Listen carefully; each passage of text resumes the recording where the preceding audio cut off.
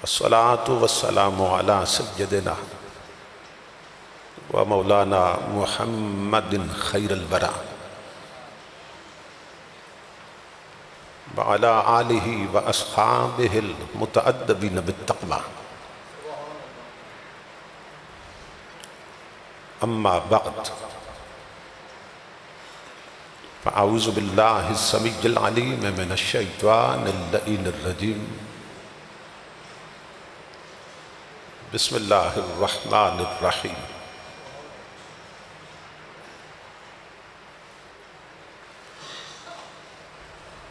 لقد کان لکم فی رسول اللہ اسوۃ حسنہ. صدق اللہ مولانا العظیم. ان اللہ وملائکتہ یصلون علی النبی یا ایہا الذین آمنوا صلوا علیہ وسلموا تسلیما. السلام علیکم.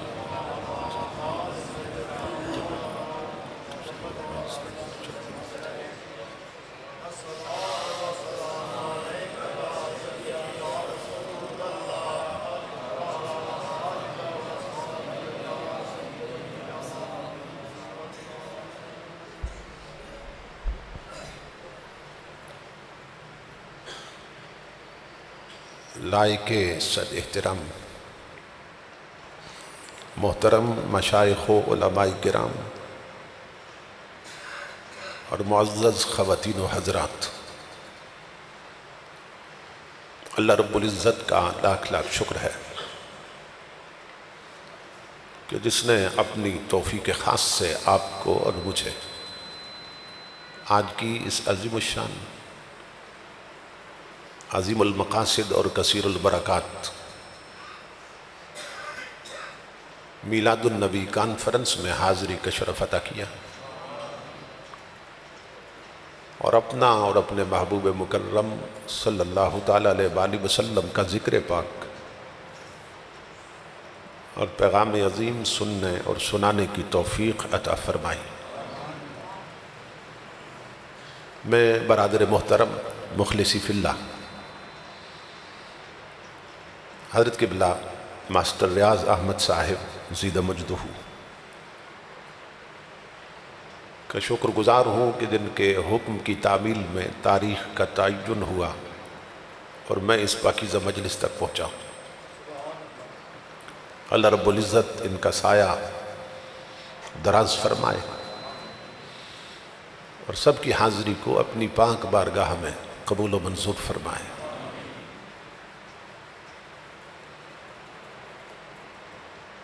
میلاد النبی صلی اللہ تعالیٰ علیہ وآلہ وسلم، اس کے دو پہلو ہیں. ایک ہے واقعہ میلاد اور ایک ہے مقصد میلاد. نبی اکرم صلی اللہ تعالیٰ علیہ وآلہ وسلم کی آمد اس دنیا میں کس سج دھج کے ساتھ ہوئی، کس حسن کے ساتھ اور کن جلووں کے ساتھ آپ اس دنیا میں تشریف لائے، کس طہارت اور پاکیزگی کے ساتھ تشریف لائے. اگر یہ سب چیزیں بیان کی جائیں تو حضور کا میلاد بیان ہو جاتا ہے. اور نبی اکرم صلی اللہ تعالیٰ علیہ وآلہ وسلم اس دنیا میں کیوں تشریف لائے؟ اگر اس سوال کا جواب دیا جائے تو پھر حضور صلی اللہ علیہ وسلم کی آمد کا مقصد اور حضور کا دین، شریعت اور تعلیمات بیان ہو جاتی ہیں.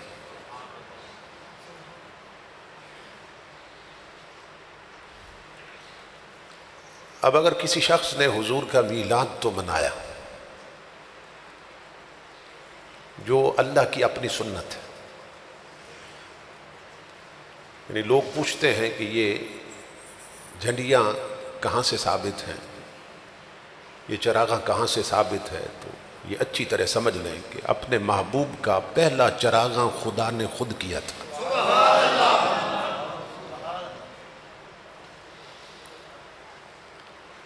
اور اسی طرح محبوب کی آمد پر جھنڈے خود خدا نے لگوائے.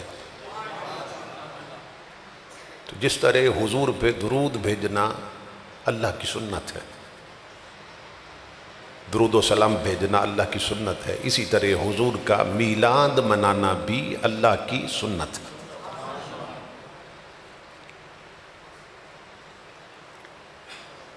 تو نبی اکرم صلی اللہ تعالیٰ علیہ وآلہ وسلم اس دنیا میں جس حسن اور جلووں کے ساتھ تشریف لائے، وہ جس طرح حضور خود بے مثل اور بے مثال ہیں، اسی طرح حضور کا حسن بھی اور ولادت بھی بے مثل اور بے مثال ہے. تو آمد کا مقصد کیا تھا کہ حضور اس دنیا میں کیوں تشریف لائے؟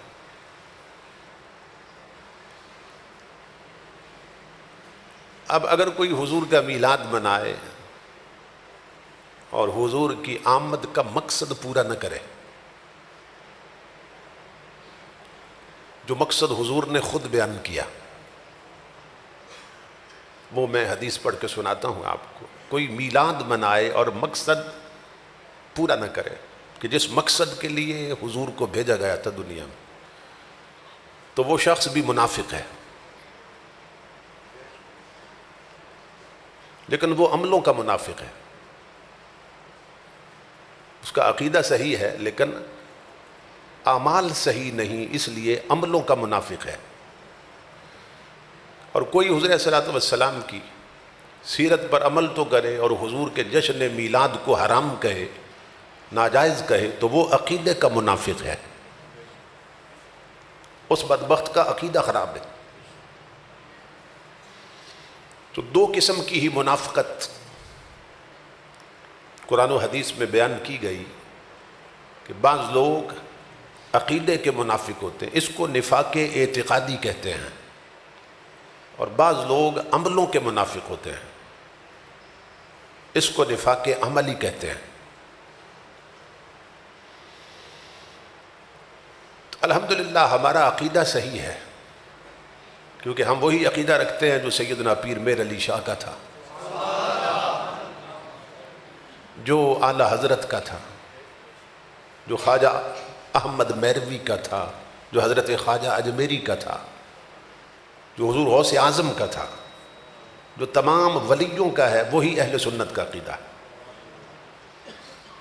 لیکن اعمال میں کوتاہی ہے، اعمال صحیح نہیں ہے. اور اس کا ایک سبب یہ ہے کہ ہمیں علم نہیں کہ شریعت کے مطابق زندگی کیسے گزارنی. بہت سے لوگ ہیں جو وضو کا طریقہ نہیں جانتے کہ شریعت کے مطابق وضو کیسے کیا جاتا ہے. اس میں صرف مرد نہیں، مائیں بہنیں بیٹیاں بھی شامل ہیں. وضو تو کرتی ہیں لیکن انہوں نے کسی سے وضو کا طریقہ سیکھا نہیں ہے.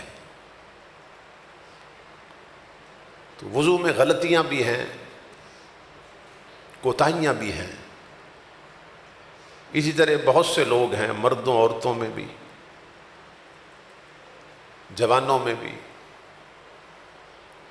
کہ جو نہیں جانتے کہ اگر جسم ناپاک ہو جائے تو شریعت کے مطابق پاک کرنے کا طریقہ کیا ہے. بہت سے لوگ ہیں جو جسم کو پاک رکھنے کا طریقہ نہیں جانتے. کرنے کا تو جانتے ہیں، رکھنے کا نہیں جانتے. پھر اسے پاک رکھنا کیسے؟ تو نبی اکرم صلی اللہ تعالی علیہ وآلہ وسلم نے اپنی آمد کے مقصد کو خود بیان کیا. فرمایا انما بعثت معلما، اللہ رب العزت نے مجھے دین سکھانے کے لیے بھیجا ہے. میں اس لیے آیا ہوں کہ میں دین سکھاؤں اور لوگ دین سیکھیں.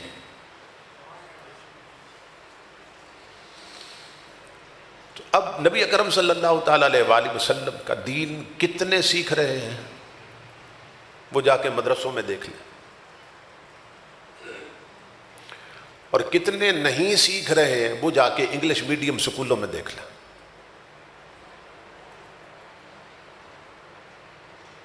ہمارے ہاں بچہ ابھی پیدا نہیں ہوتا تو ماں باپ یہ پروگرام بنانے لگتے ہیں کہ یہ جب پیدا ہوگا اور کچھ سیکھنے کے قابل ہوگا تو اس کو کس انگلش میڈیم سکول میں داخل کروانا ہے، اس کو ڈاکٹر بنائیں گے، اس کو انجینئر بنائیں گے۔ کتنے ماں باپ ہیں جن کی یہ طلب اور تمنا ہوتی ہے کہ اللہ نے بیٹا دیا تو اس کو دین محمدی کا عالم بنائیں گے،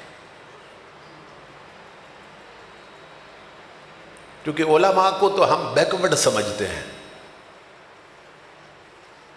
اور بعض نادان تو علماء سے نفرت کرتے ہیں، اور علماء نے لکھا ہے کہ جسے علماء حق سے نفرت ہونا اس کا خاتمہ بھی خراب ہو جاتا ہے، اس کی آخرت خراب ہو جاتی ہے جو علماء سے نفرت کرتے ہیں، اس لیے کہ یہ نبیوں کے وارث ہیں۔ نبی اکرم صلی اللہ تعالیٰ علیہ وآلہ وسلم نے فرمایا لولا العلماء، اگر علماء نہ ہوتے تو لوگ جانوروں کی طرح ہو جاتے۔ دیکھیں نا، جو لوگ جتنا دین جانتے ہیں وہ کس سے سیکھا ہے؟ انہوں نے علماء سے سیکھا ہے۔ تو نبی اکرم صلی اللہ تعالیٰ علیہ وآلہ وسلم فرماتے ہیں اگر علماء نہ ہوتے تو لوگ جانور بن جاتے۔ یعنی علم شریعت آتا ہے علماء شریعت سے، اور ہمارے کالجز میں اور یونیورسٹیوں میں جو تعلیم دی جا رہی ہے وہ انگریز کی تعلیم ہے۔ تو یہی سبب ہے کہ کالجوں اور یونیورسٹیوں سے بے دین جوانوں کی فوجوں کی فوجیں نکل رہی ہیں۔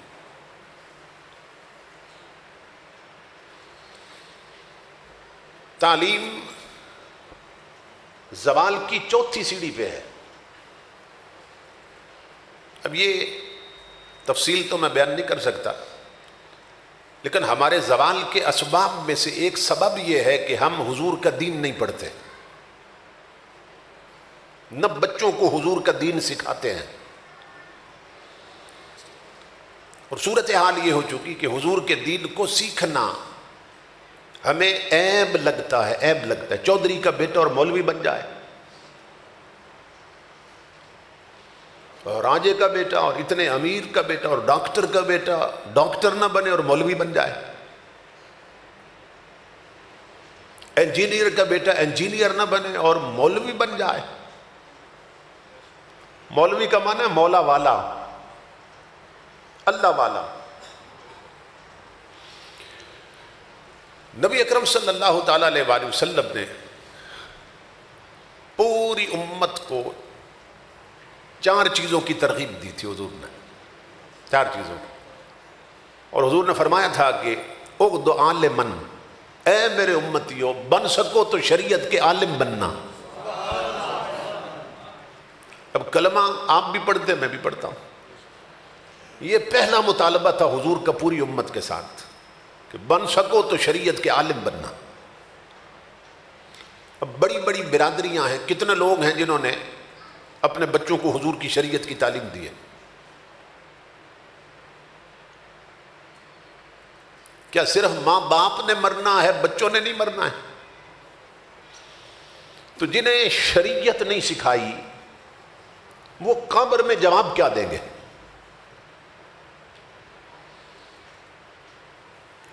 بن سکو تو عالم بننا، شریعت کے عالم بننا۔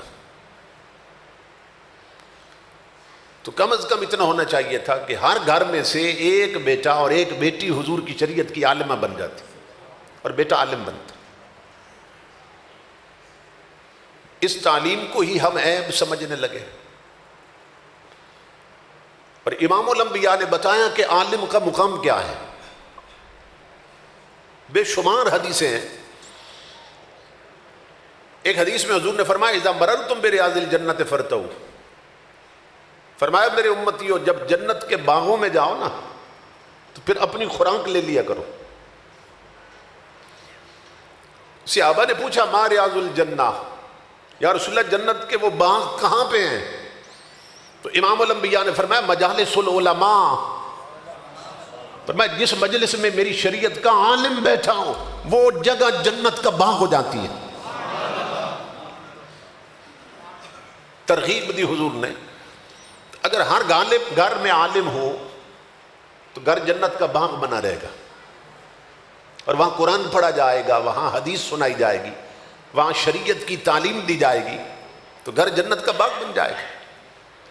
لیکن ہمارے گھر جنت کا باغ نہیں بنے ہوئے بلکہ جہنم زار بن گئے ہیں، جن گھروں کی بہو بیٹیوں کے دوپٹے اتر جائیں اور لباس شریعت کے خلاف ہو، جن گھروں میں چھتوں پہ ڈشیں لگی ہوں اور گھر کے اندر انڈیا کی فلمیں چلتی ہوں، ٹچ موبائلوں پر جوان لڑکے لڑکیاں آنکھوں کی بدکاری میں مبتلا رہتے ہوں، جن گھروں میں الماری میں قرآن بند پڑا رہے، کوئی پڑھنے والا نہ ہو، جن گھروں میں نماز کے وقت بھی مصلی ویران رہے، اور جن آبادیوں میں نمازوں کے وقت بھی جوان کرکٹ میچ کھیلتے رہیں اور بوڑھے لوگ تاش کی بازی لگاتے رہیں اور سگریٹ کے کچ لگاتے رہیں اور نمازیں نہ پڑھیں، امام الانبیاء کے غلام ہو، وہ معاشرہ زندوں کا نہیں مردوں کا معاشرہ ہوتا ہے۔ یہ امیر المومنین فی الحدیث ہیں، حضرت عبداللہ ابن مبارک سے پوچھا گیا، غالباً ان سے پوچھا گیا من الناس، انسان کون ہے؟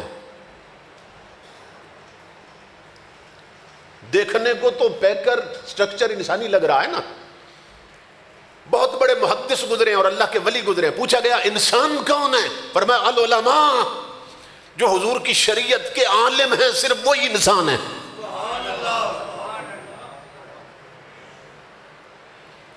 ہر بندے کے لیے نا شریعت کا علم سیکھنا کتنا ضروری ہے، یہ سنیں، جس پر نماز فرض ہے اس کے لیے نماز کے طور طریقے سیکھنا فرض،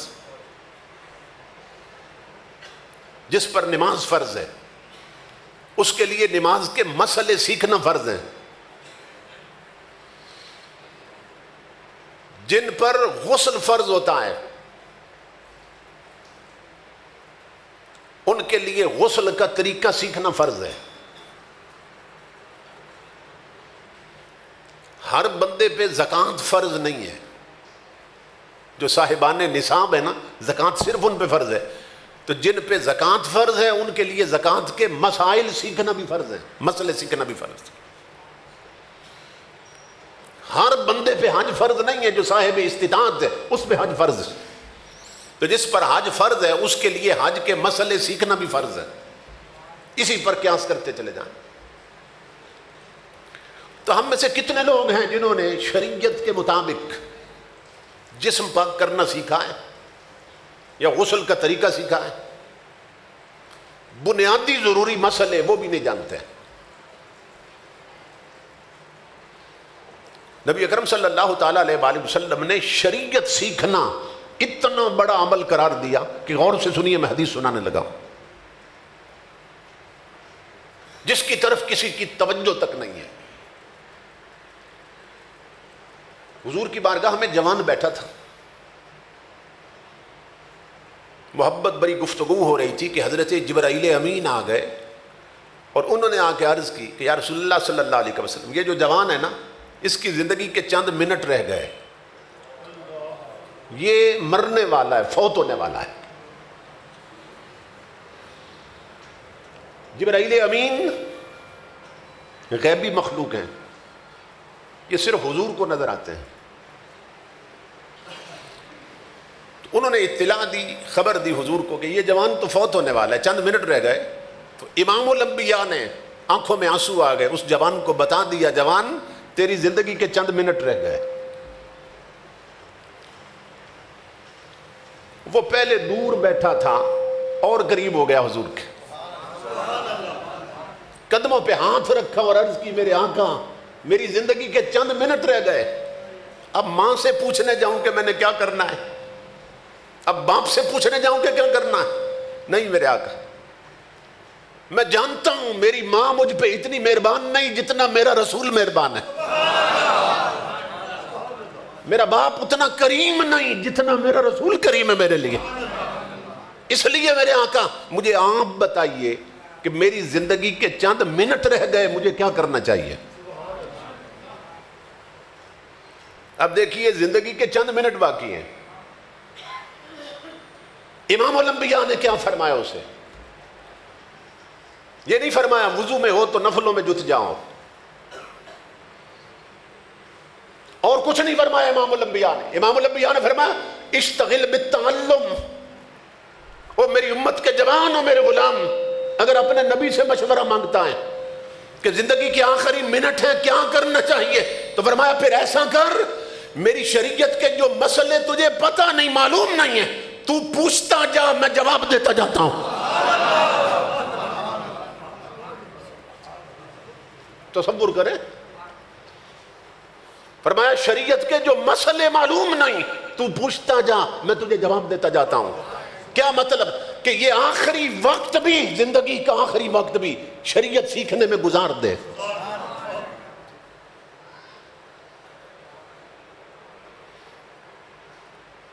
اب ایمان سے بتائیے مجھے کہ اس کے پاس سیکھنے کا وقت تو تھا، کیا سیکھ کر عمل کرنے کا وقت تھا اس کے پاس؟ کہ حضور نے فرمایا شریعت کے جو مسئلے معلوم نہیں، تجھے علم نہیں، تو پوچھتا جا، میں سکھاتا ہوں تجھے، میں بتاتا جاتا ہوں۔ ابھی سیکھنے کا وقت تھا، عمل کا وقت تو نہیں تھا اس کے پاس، وہ تو دنیا سے جانے والا ہے۔ مگر امام الانبیاء بتانا چاہتے ہیں کہ سب سے بڑا عمل ہی دین محمدی سیکھنا ہے۔ سب سے بڑا عمل حضور کی نظر میں کیا ہے؟ حضور کی شریعت سیکھی جائے۔ اب میری ماں بہنوں بیٹیوں بتاؤ، کئی بیٹیاں ایسی بیٹھی ہوں گی کہ جنہوں نے بی ایڈ کیا مگر دین نہیں سیکھا، جنہوں نے ایم ایس سی کیا مگر دین نہیں سیکھا، جنہوں نے LLB کر لیا مگر حضور کا دین نہیں سیکھا۔ کئی مائیں ہوں گی جن کی بیٹیاں استانیاں ہیں یا BA پاس ہیں یا MA پاس، اور وہ برادری میں فخر سے بتاتی ہیں میری بیٹیاں پڑھی لکھی ہیں۔ وہ بوڑھی غلطی میں ہے، مغالطے میں ہے، تیری پڑھی لکھیوں میں ایک بھی اس قابل نہیں کہ تیرے مرنے کے بعد خود تیرے لیے ختم قرآن کر سکے۔ تو اسے بڑا بد نصیب کون؟ تو نے تو فیسیں ضائع کر دی، تو نے تو پیسہ ضائع کر دیا۔ کاش تو نے ان بہو بیٹیوں کی گھٹی میں مصطفیٰ کا قرآن ڈالا ہوتا، کاش تو نے اپنی بیٹیوں کو حضور کا دین سکھایا ہوتا۔ آج کالجز اور یونیورسٹیوں کی تعلیم کیا ہے کہ جتنی پڑھتی جاتی ہے نا بچی، کالجوں سکولوں کا ماحول یہ ہے جتنی جماعتیں زیادہ پڑھتی جاتی ہے اتنی بگڑتی جاتی ہے۔ ان پڑھ بچی ہے، اس کا لباس اور شرم و حیا دیکھ لیں، اور جو MA پاس ہے اس کی بے باکی اور بے شرمی دیکھ لیں آپ۔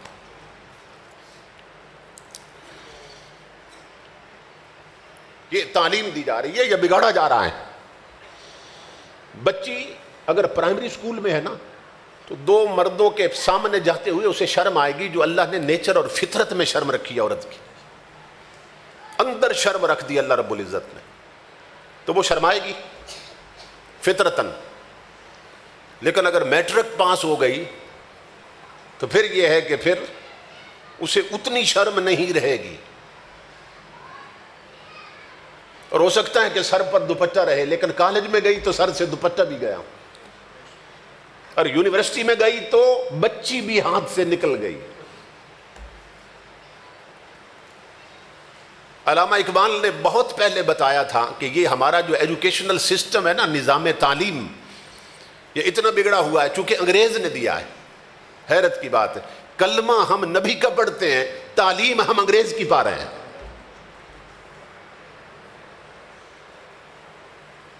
یہ انگریز کے تعلیم یافتہ لوگ ہیں جو ہمارے تخت پہ آ کر بیٹھے ہوئے ہیں، انہوں نے نبی کا دین نہیں پڑھا۔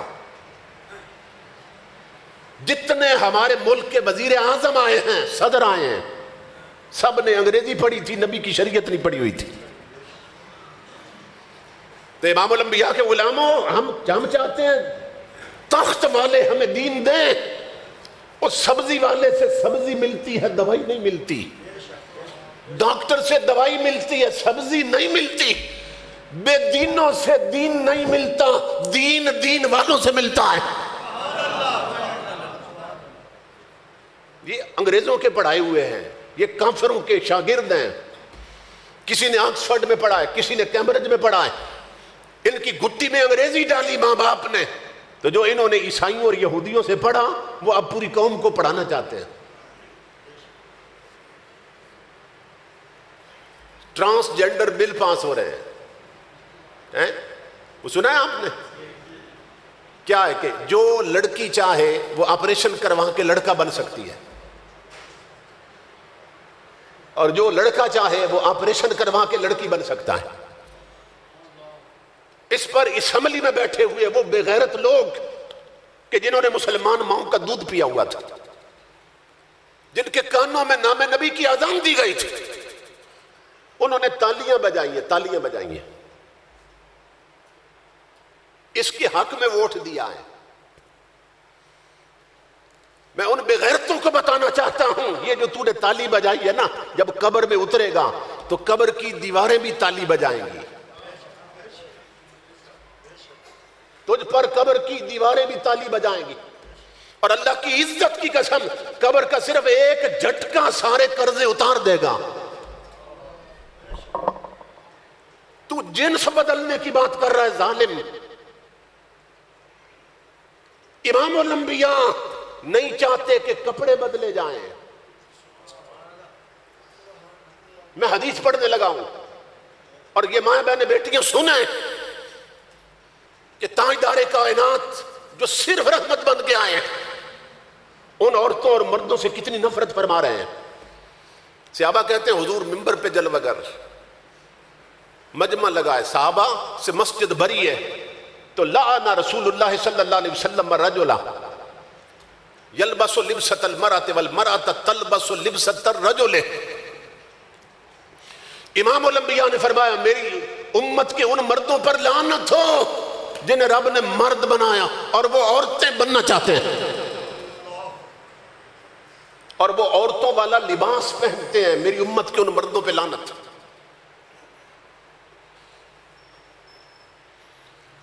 اللہ اکبر۔ اور حضور نے فرمایا میری امت کی ان عورتوں پر لعنت ہو کہ جنہیں رب نے عورت بنایا اور وہ مردوں والا لباس پہنتی ہے۔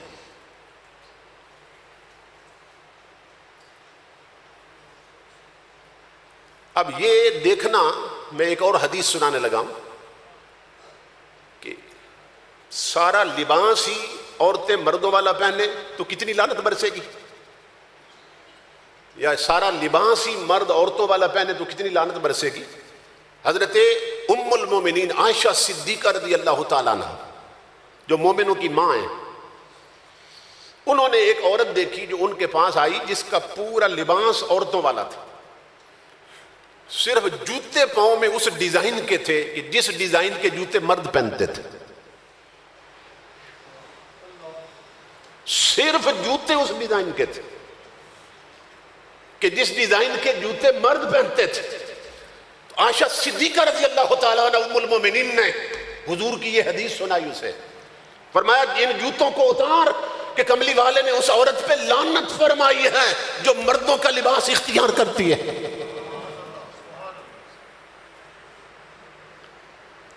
جنس بدلنے کا معلوم نہیں اللہ نے کیا عذاب رکھا ہے، صرف کپڑے بدل جائیں نا، عورتوں کی طرح ہو جائیں، اس پر لعنت ہوتی ہے جو جان بوجھ کے یہ کرے۔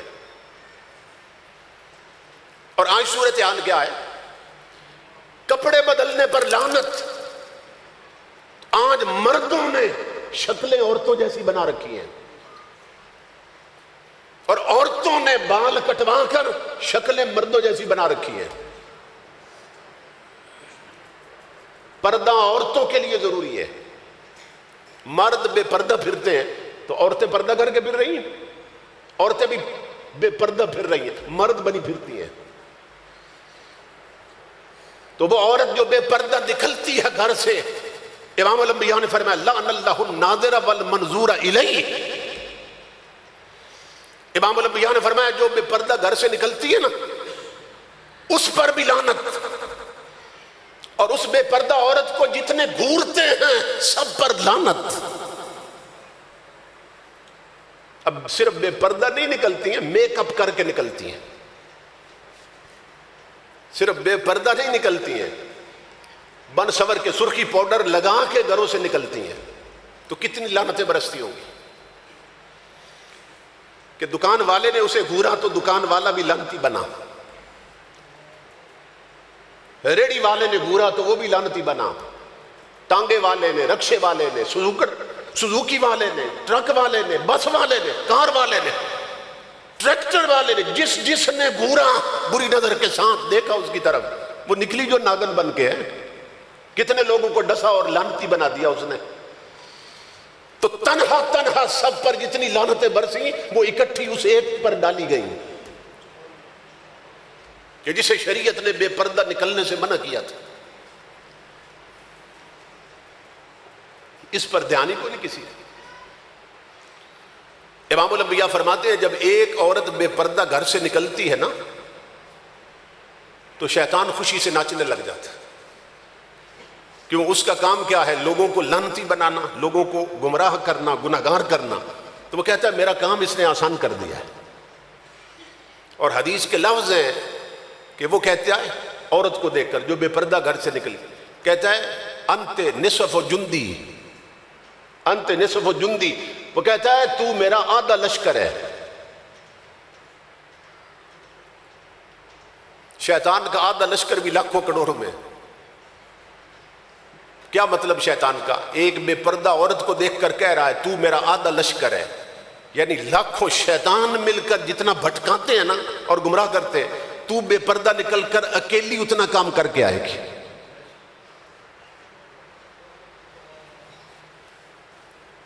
اب حیرت کی بات ہے کہ یہ چیزیں سمجھائی جاتی ہیں، عمل نہیں ہوتا.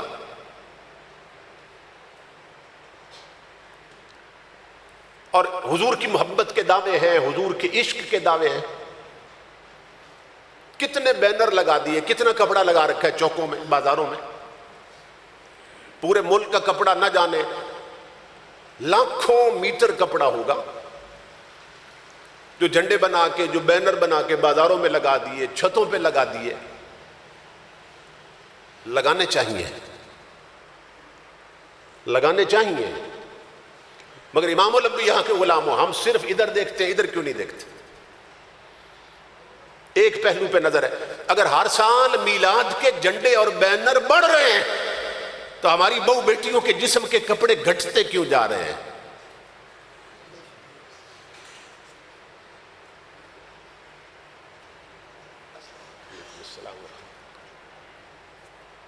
بھائی ہم خوش ہوتے رہے کہ ہر سال میلاد کے بینر بڑھ رہے ہیں، جھنڈے بڑھ رہے ہیں، کپڑا بینر بنا کے زیادہ استعمال ہو رہا ہے. مگر سوال یہ ہے کہ ہر سال ادھر میلاد کے بینر، کپڑا، جھنڈے بڑھتے رہے، بہو بیٹیوں کے جسم کے کپڑے گھٹتے کیوں رہے؟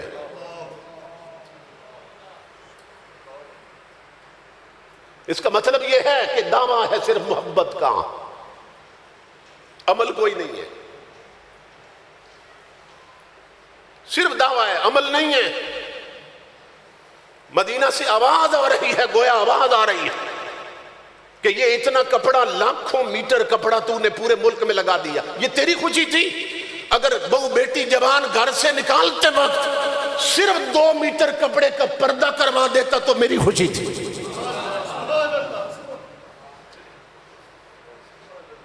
اور آج ہمارے جو ٹی وی چینلز ہیں نا اس پر کتے بٹھائے ہوئے، پالتو کتے، اسلامی اسکالر بنا کے. کچھ کتے مر کھپ گئے، کچھ مر جائیں گے. وہ حضور کے دین سے غداری کر رہے ہیں.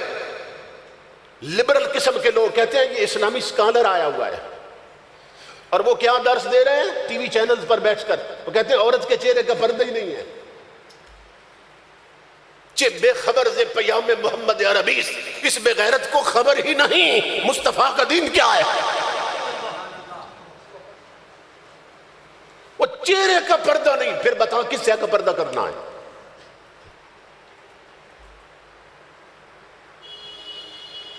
باقی جو جسم ہے وہ تو محرم نامحرم کے لیے دیکھنا حرام، باقی جو جسم ہے چہرے کا پردہ۔ ام المومنین مومنوں کی ماں ہیں، جن کے نالین کی دھول پر پوری دنیا کی عورتیں قربان کر دوں اس دور کی، ان کا حال کیا تھا؟ مومنوں کی ماں ہیں، وہ جہاں سے بھی گزرے نا، حضور کے ساتھ سفر میں جاتی تھی، جہاں سے بھی گزرے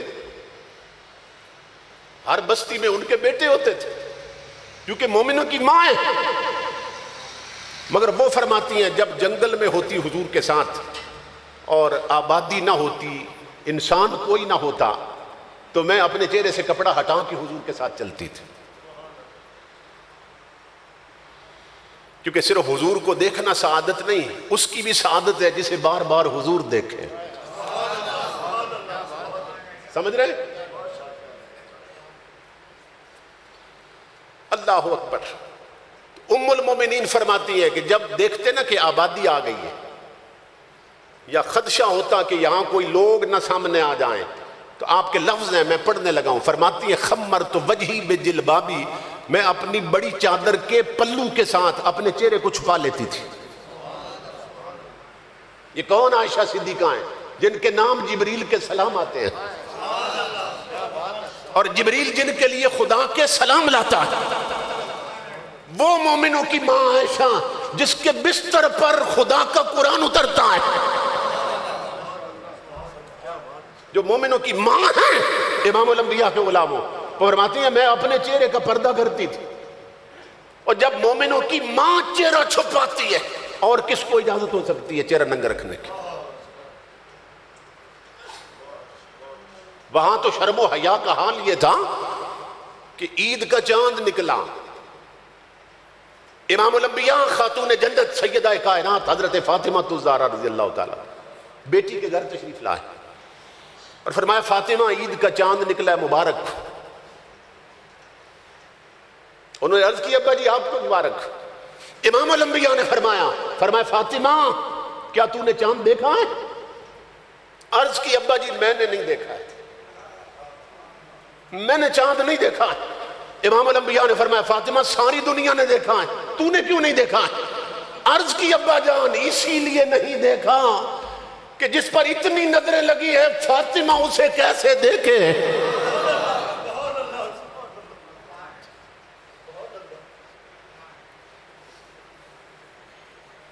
میری ماں بہنوں بیٹیوں، تمہارا نمونہ عمل کوئی فلمی ناگن نہیں بننی چاہیے، حضرت فاطمہ الزہرا ہونی چاہیے، حضرت عائشہ صدیقہ ہونی چاہیے، بناتے رسول ہونی چاہیے، ازواج رسول ہونی چاہیے۔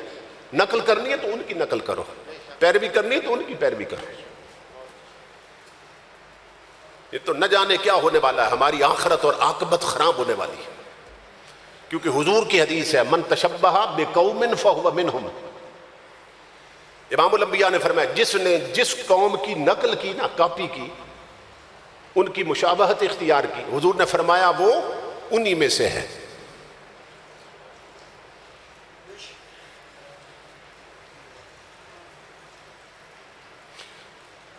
ہندوؤں کا ایک تہوار آتا ہے جس کو ہولی کا تہوار کہتے ہیں۔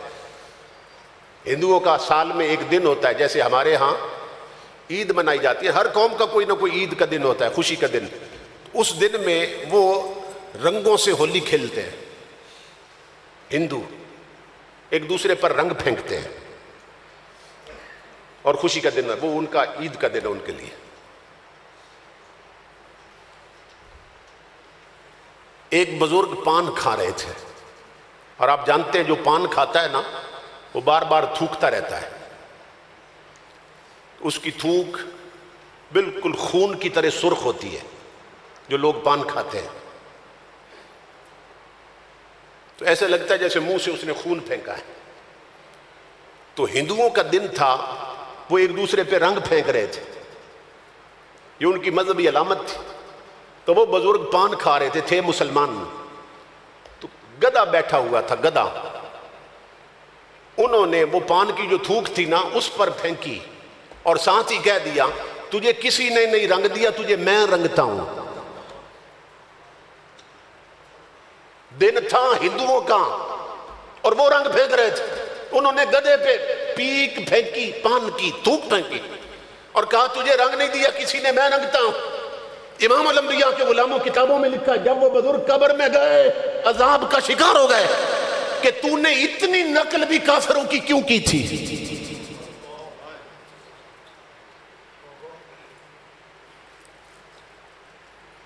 میری ماؤں بہنوں بیٹیوں، یہ دوپٹے اتار کے پھرنا یا ننگا چہرہ لے کے پھرنا یہ مسلمان عورتوں کا کام نہیں، یہ کافروں کا کام ہے۔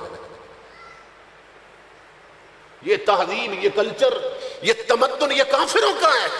اسی پر علامہ اقبال تڑپا تھا اور اقبال کہتا ہے وضع میں تم ہو نصارہ تو تمدن میں ہنود، یہ مسلمان ہیں جنہیں دیکھ کے شرمائیں یہود۔ ہماری حالت تو یہ ہو چکی ہے، حضرت با یزید بستامی کا دور تھا، ایک مسلمان ان سے ایک کافر ان سے بڑی محبت کرتا تھا، بہت بڑے اللہ کے ولی گزرے، ایک کافر ان سے محبت کرتا تھا، تو مسلمانوں نے اسے گھیر لیا اور اسے کہا کہ جب تو حضرت با یزید بستامی سے اتنی محبت کرتا ہے تو پھر کلمہ پڑھ کے مسلمان کیوں نہیں ہوتا؟ اب سننا اس نے جو جواب دیا وہ ہم سب کے منہ پہ تماچا تھا۔ اس نے کہا مسلمانوں سنو، با یزید جیسا مسلمان میں بن نہیں سکتا اور تم جیسا مسلمان بنتے ہوئے مجھے شرم آتی ہے۔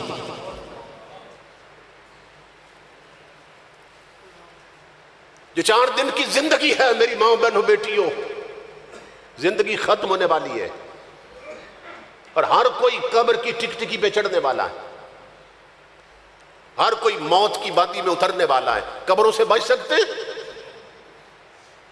تو پھر اس کے عذاب سے بچو، اس کے جھٹکوں سے بچو کہ اللہ رب العزت دیواروں کو حکم دیتا ہے تم بھی تالی بجاؤ، یہ تالیاں بجاتی تھی تو دیوار نے صرف ایک بار تالی بجائی، جو اس کے اندر آئے گا اس کا کیا حشر ہوگا؟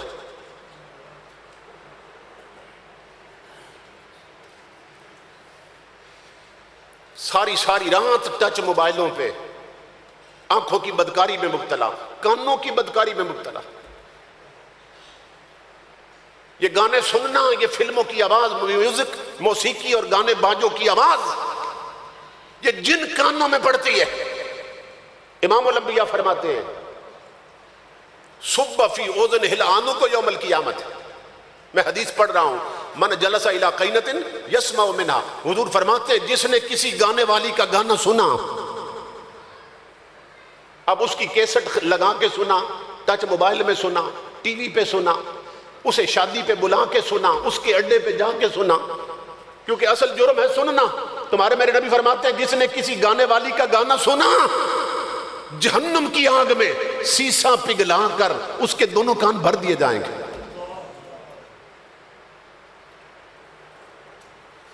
لیکن ہے کسی کو پرواہ؟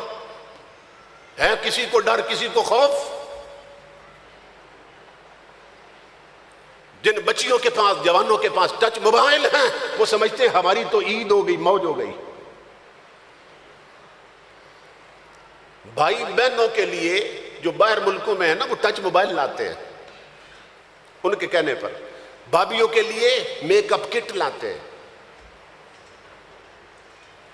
کوئی یہ نہیں کہتی کہ وہاں سے میرے لیے کوئی اسلامی کتاب مل جائے تو وہ لے آنا، یا کوئی اچھا برقع مل جائے تو وہ لے آنا جس کا پردہ صحیح شریعت کے مطابق کر سکے۔ نہیں، میرے لیے وہاں سے میک اپ کٹ لانی ہے، وہاں سے میرے لیے وہاں کی کریمیں لانی ہے، وہاں کے پاؤڈر لانے ہیں۔ ایک بہت عام چیز آپ کو بتانے لگا ہوں، میری ماں بہنوں بیٹیوں، یہ جو نیل پالش لگاتی ہیں نا، یہ بنائے ہوئے اللہ کے ناخن۔ تو جو عورت مرد ہاتھوں پر نیل پالش لگاتے ہیں، اب اسلام آباد میں یہ بھی فیشن چل نکلا، اب لڑکے بھی پالش لگاتے ہیں۔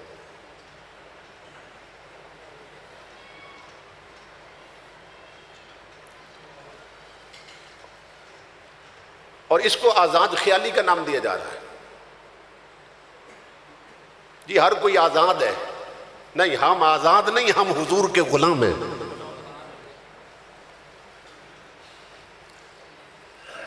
غلام ہو تو پھر غلام بن کے رہو. ہم آزاد نہیں، ہم حضور کے غلام ہیں، مگر زندگی آزادوں والی گزار رہے ہیں. تو یہ جو نیل پالش ہے، جس لڑکی نے جس لڑکے نے نیل پالش لگا رکھی ہو نا، اس کا جسم ناپاک ہو جائے، غسل واجب ہو جائے، جب تک پاؤں اور ہاتھوں کے ناخنوں سے وہ اتار کر غسل نہ کرے، 100 بار بھی غسل کر لے، جسم کبھی پاک ہی نہیں ہوگا.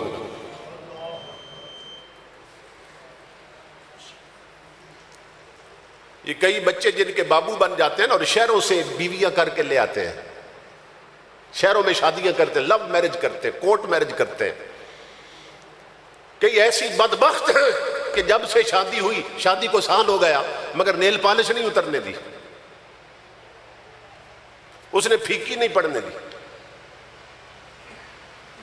اور 1 سال میں جسم ناپاک ہوا 100 بار، اور شریعت نبی کے مطابق غسل نہیں ہوا 1 بار بھی. وہ کتنی گندی ہو چکی ہے، وہ کتنی ناپاک ہو چکی ہے. اور انہی گندے ہاتھوں کے ساتھ وہ آٹا گوندتی ہے اور روٹیاں پکاتی ہے. اور گھر میں ایک ہی بابا رہ گیا ہے جو نماز کی اذان سنتا ہے تو مسجد چلا جاتا ہے. جب اتنے ناپاک ہاتھوں کی وہ روٹی کھاتا ہے تو 50-60 سال سے سجدوں کا جو نور لیا تھا اندر اس نے، وہ ہر شے گواہ بیٹھتا ہے.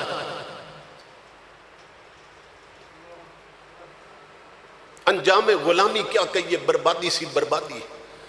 جو درس شاہ بطحہ نے دیا وہ درس پڑھانا بھول گئے.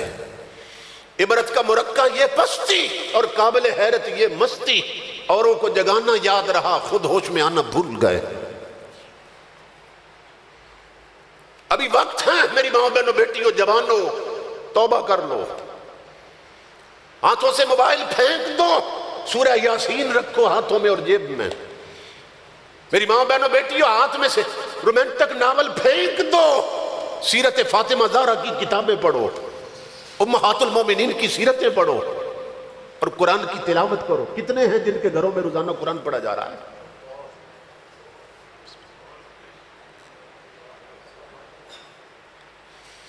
حیرت کی بات ہے، گھر مسلمانوں کا ہے اور پوچھنا پڑتا ہے قرآن کہاں رکھا ہے. ٹی وی پوچھنے کی ضرورت نہیں.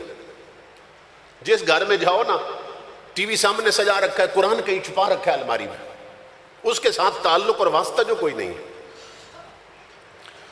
اور امام الانبیاء فرماتے ہیں، حضور فرماتے ہیں کہ جب جہنم میں آئیں گے نا تو اتنا روئیں گے، ان اہل النار لیبکون الدم لو اجریت السفن فی دموعہم لجرت. امام الانبیاء فرماتے ہیں جب آگ جہنم کی پکڑے گی جسموں کو اور جہنم میں جلیں گے تو اتنا روئیں گے، اور پانی نہیں نکلے گا، خون نکلے گا آنکھوں سے. آنکھوں سے اتنا خون روئیں گے کہ اگر ان کے خون میں کشتیاں چلانا چاہو تو وہ بھی چل پڑیں گی. حضور فرما رہے ہیں.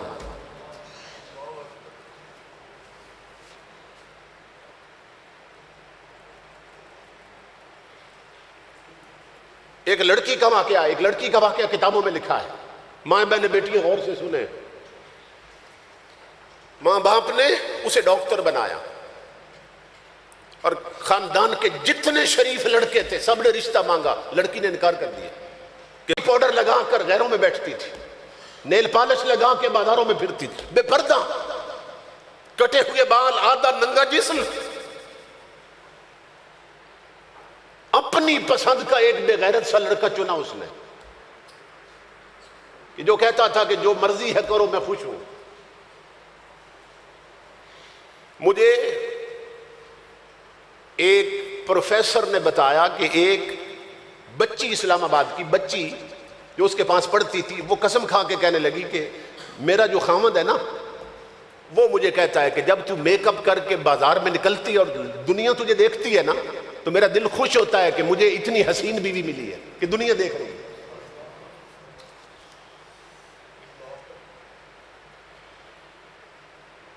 جہاں بے غیرتی اس حد تک مسلط ہو چکی ہو، وہاں کیا علاج کیا جائے؟ اس نے جتنے رشتے آئے خاندان میں سے شریف لڑکے خاندان کے، داڑیاں رکھی ہوئی، نمازی لڑکے. اس نے کہا یہ صوفی ہیں، یہ سائیں ہیں، میں ان سے شادی کروں گی؟ مجھے تو کوئی اپ ٹو ڈیٹ چاہیے. یہ تو پسماندہ لوگ ہیں، بیکورڈ لوگ ہیں. خیر اس کی منگنی ہو گئی. جس اسپتال میں تھی ڈاکٹر، لیڈی ڈاکٹر، تو وہاں سے ایسی بیماری لگی کہ پورے جسم کے بال جھڑ گئے. اور جس سے لو میرج کرنی تھی، جسے پسند کیا تھا، اس نے بھی انکار کر دیا کہ اس ڈائن سے اب میں تو شادی نہیں کرتا. بال ہی جسم سے جھڑ گئے اس کے سارے، سر کے بویں بھی جھڑ گئے. اس نے کہا میں شادی نہیں کرتا. الغرض جب اس نے انکار کیا اور اس کے بال سارے جھڑ گئے تو حال یہ ہوا کہ وہ اسی غم میں مر گئی. یہ سچی کہانیوں میں سے یہ کہانی لکھی ہوئی ہے. مر گئی. اس کا باپ کہتا ہے مرنے کے بعد جب ہم دفن کر چکے تو وہ کہتا ہے اپنی بیٹیوں کی بات کوئی نہیں بتاتا، مگر میں بتاتا ہوں شاید کئیوں کی بیٹیاں بچ جائیں. وہ کہتا ہے اللہ کی عزت کی قسم مجھے چیخنے چلانے کی آواز آئی خواب میں کہ میری بیٹی چیخ رہی ہے. میں نے دیکھا ایک لوتھڑا پڑا ہے، تڑپ رہا ہے. مجھے کہتی ہے ابو مجھے پہچان، میں تیری بیٹی ہوں. میں نے کہا میں پہچان نہیں رہا، تیرا یہ حشر کیسے ہوا؟ اس نے کہا ابا سن، وہ جو نیل پالش لگاتی تھی نا، قبر میں جاتے ہی فرشتے آ گئے پلاس لے کر، انہوں نے میرے ناخن کھینچ لیے. وہ جن آنکھوں میں کجلا ڈال کر غیروں کو دکھاتی تھی انہوں نے آنکھیں نکال لی ہیں. جگہ جگہ سے جسم زخمی کر دیا ہے کہ یہ وہ جسم تھا جو غیروں کے لیے سنورتا تھا.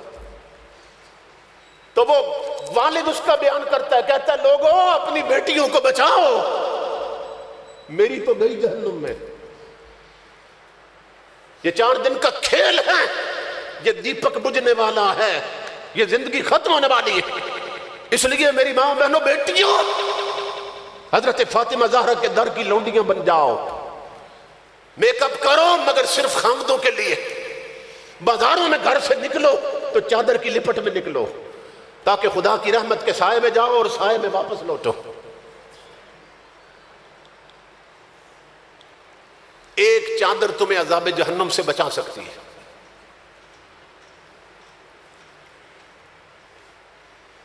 ایسی ایسی باتیں ہیں دل میں، ذہن میں، کہ اگر میرے لیے ممکن ہو نا تو جتنے مرد بیٹھے میں سب کے کانوں کے ساتھ منہ لگا کے وہ باتیں کروں. اتنی آگ لگ چکی ہے گھروں میں. اور اس کو کیا ہے جی؟ یہ لبرٹی ہے، یہ آزادی ہے. یہ ملا، یہ مولوی، یہ فرسودہ، یہ دقیانوس ہیں. تیرے مرنے کی دیر ہے، تجھے سب خبریں ہو جائیں گی. ہم چیختے ہیں اس لیے ہماری ڈیوٹی ہے، ہم چلاتے ہیں اس لیے ہماری ڈیوٹی ہے، کیونکہ ہم مدینے والے کے ملازم ہیں، ہم در نبی کے چاہتی رہے ہیں، یہ ہماری ڈیوٹی ہے. ہمارے ملک میں نا ایک شعبہ بنا ہوا ہے گورنمنٹ کی طرف سے. یہ جتنے ڈیم بنے ہیں نا، اگر سیلاب آنے کا خطرہ ہو تو وہ پھر اعلان کروا دیتے ہیں میڈیا پر، الیکٹرانک میڈیا، پرنٹ میڈیا پہ، بھئی سخت سیلاب کا خطرہ ہے، لوگوں اپنی جان بچا لو، اپنا سامان بچا لو. تو پھر خبروں میں آ جاتا ہے کہ اپنا سامان بچا لو، دریائے جہلم میں سیلاب آنے والا ہے، راوی میں سیلاب آنے والا ہے، ستلج میں سیلاب آنے والا ہے. تو وہ ان کی ڈیوٹی ہے، یہ ہماری ڈیوٹی ہے. ہم محمد عربی کے ٹکڑوں پہ پلے اور ہم اعلان کر رہے ہیں لوگوں بے غیرت حکومتیں بے غیرتی کا سیلاب لا رہی ہیں، ایمان بچا سکتے ہو تو بچا لو. بے حیائی کے طوفان آ رہے ہیں، بے غیرتی کے جھکڑ آ رہے ہیں، بچا سکتے ہو تو دین بچا لو. یہ 4 دن کا کھیل ہے، یہ ختم ہو جائے گا اور قبر میں سب سے پہلے حضور کا سامنا ہونا ہے.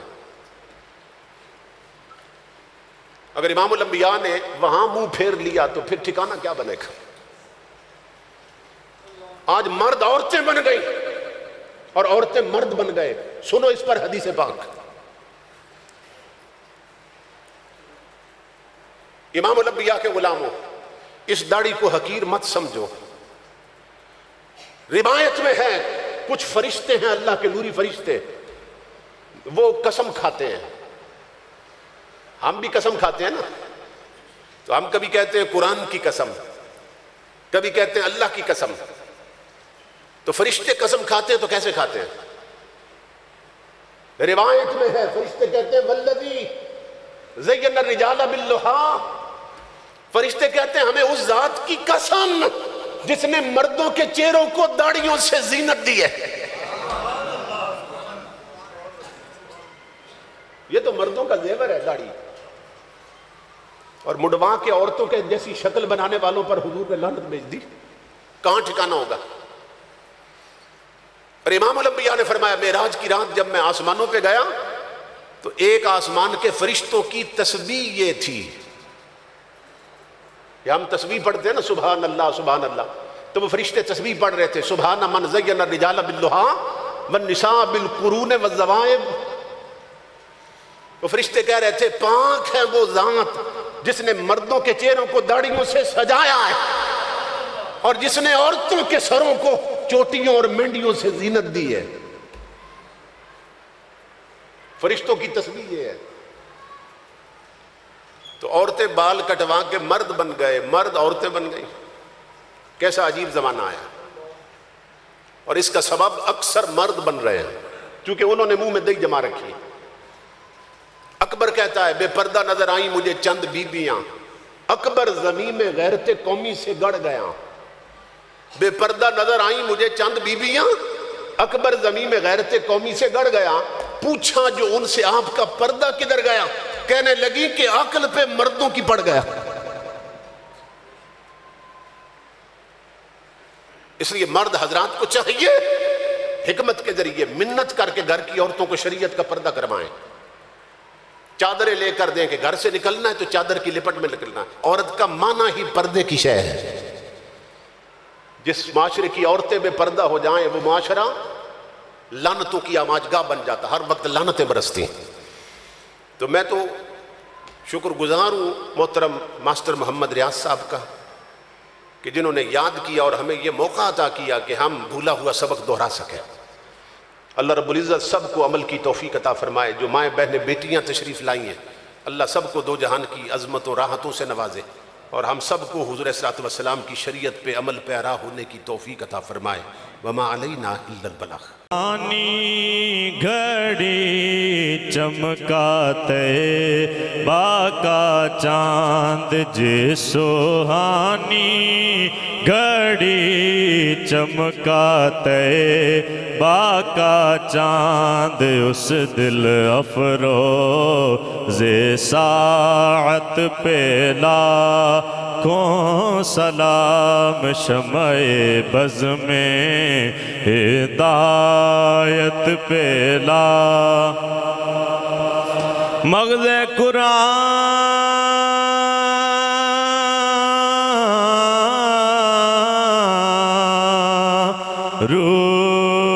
روحی ماں جان دین ہست حب رحمت للعالمین یا الہی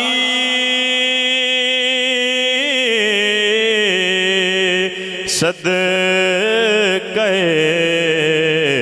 آل رسول یہ سلام آج زانا